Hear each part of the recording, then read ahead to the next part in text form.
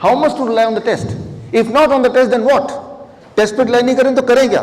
फिर भी अगर कोई आंकड़ा आपको पकड़ा नहीं है कि नहीं कोई ना कोई टेस्ट तो होना चाहिए, तो ऐसे लोगों के लिए एक आंकड़ा मैं पकड़ाता हूँ 250 वाला, जो ज़्यादा एविडेंस बेस्ड है। 250 250 mg पर डेसीलीटर, कि अगर आपका खाना खाने के 2 घंटे बाद 250 से नीचे ब्लड शुगर आता है तो एक्सेप्टेबल है, 200 से नीचे आए तो बहुत बढ़िया है। इसके एविडेंसेस वगैरह काफ़ी सारे हैं, वो सारे एविडेंसेस अगर आपको चाहिए तो ये किताब आप डाउनलोड कर सकते हैं। इस किताब में ACP गाइडलाइन जो आज से 4 साल पहले रिलीज हुआ था, दुनिया का सबसे बड़ा डायबिटीज़ कम्युनिटी का, वो मिल जाएगा आपको, राइट, जो कि फिर भी रेफरेबल है। जो यहाँ भी जो लोग दवाइयों पे हैं उनकी हम ब्लड शुगर टेस्ट कर रहे हैं, स्कैनर लगाया है, तो this is the parameter which we follow. Cholesterol भी 250 का नंबर, अगर टोटल कोलेस्ट्रॉल 250 से नीचे है तो कोई चिंता की बात नहीं, और अगर टोटल कोलेस्ट्रॉल 250 से ऊपर है तो भी कोई चिंता की बात नहीं, लेकिन तब कोलेस्ट्रॉल खाना बंद कर दीजिए। कैसे पता चलेगा कौन से खाने में ज़्यादा कोलेस्ट्रॉल है, कम कोलेस्ट्रॉल है? जो भी खाना जानवरों से आता है उसमें कोलेस्ट्रॉल होता है, क्योंकि भगवान ने जानवरों को ही कोलेस्ट्रॉल बनाने की ताकत दी है। टमाटर जानवर से आता है? नहीं आता, जीरो कोलेस्ट्रॉल। काजू जानवर से आता है? नहीं आता, जीरो कोलेस्ट्रॉल, राइट। दूध जानवर से आता है? High cholesterol. तो आप एनिमल फूड बंद कर दीजिए, dairy product is also animal food, right. Blood pressure बड़ा सिंपल है, इंटरेस्टिंग है। सिस्टोलिक एंड डायस्टोलिक दोनों को प्लस कीजिए, अगर वो 250 से नीचे तो कोई चिंता की बात ही नहीं।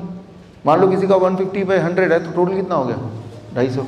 तो ये ऐसा नहीं कि इस आंकड़े को पकड़ के बैठ जाना है, लेकिन जो लोगों को आंकड़े चाहिए ही, तो दिस इज मोर रिलायबल आंकड़ा इन कंपैरिजन टू जितने सारे आंकड़े हैं। इसके एविडेंसेस इन बुक्स में हैं, और वो बुक आपको जो ज़्यादा पढ़ना चाहते हैं उनको यहाँ से मिल सकता है। अब आते हैं टूवर्ड्स हम क्योर, करना क्या है उस पर आते हैं। गार्बेज रीलोकेशन बोलता हूँ मैं इसको, करना क्या है इस पर आ गया। तो गार्बेज रीलोकेशन, अब समझिए, मान लो ये एक फिश टैंक है जो कि इसकी दुनिया है मछलियों की, ये पूरी तरह से गंदा हो गया तो मछलियाँ बीमार पड़ जाएंगी ना। अब डॉक्टर आके अगर मछलियों का इलाज करने लगे, क्या मछलियाँ कभी ठीक हो सकती हैं? दवाई दे के, कितनी भी दवाई दे, कौन सी वाली दवाई दे, क्या मछलियाँ ठीक हो सकती हैं? ये पूरा पानी गंदा हो गया, मछलियों को बुखार हो गया, जुकाम हो गया, खांसी हो गया, ब्लड प्रेशर बढ़ गया, डायबिटीज़ हो गई, अब वो सारी गोलियां दे रहे हैं, तो क्या करेगी ये ठीक हो? पानी को बदलना है, हमें मछली को नहीं छेड़ना है, पानी को बदलना है, वेरी सिंपल। अच्छा, पानी को प्यूरिफाई करना, तो आपने क्या किया? पानी से सारी गंदगी निकाली, निकाल के एक कोने में गंदगी रख दी। अब क्या होगा? दोबारा से धीरे धीरे गंदगी आपने, यही होता है हमारे शहर में, दिल्ली में हो या नागपुर में हो या न्यूयॉर्क में हो, गंदगी रीलोकेशन, एक जगह से कचरा निकालते हैं और दूसरी जगह कचरा डाल देते हैं, यही तो करते हैं ना।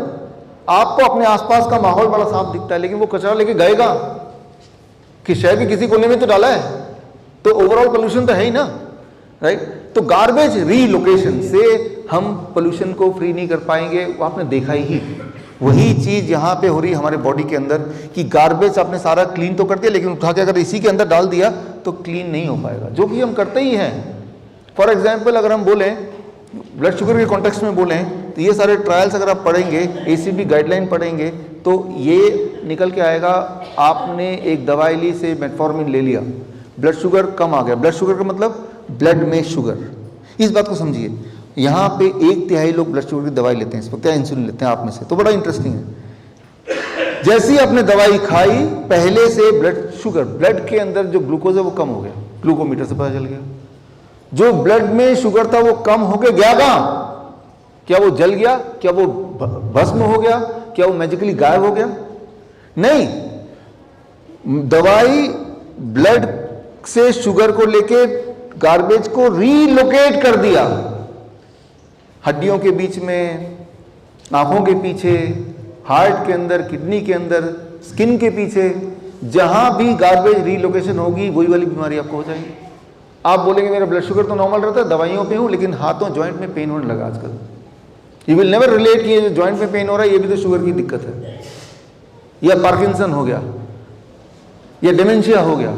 डिमेंशिया, पार्किंसन, इन सबको इसीलिए अब डायबिटीज टाइप 3 बोला जाता है, क्योंकि ये पता चल गया ये सारी ले दे के शुगर के ही वजह से हो रहा है, शुगर की रीलोकेशन की वजह से हो रहा है। तो जब भी आप दवाइयों से शुगर को कंट्रोल करते हैं, तो शुगर को कंट्रोल नहीं कर रहे हैं, शुगर को रीलोकेट कर रहे हैं बॉडी के किसी और पार्ट में। यानी कि उस वक्त के लिए आपको एक अच्छा सा फील होगा कि मेरा ग्लूकोमीटर में ग्लूकोज ब्लड शुगर कम हो गया, लेकिन बॉडी शुगर कम नहीं हुआ।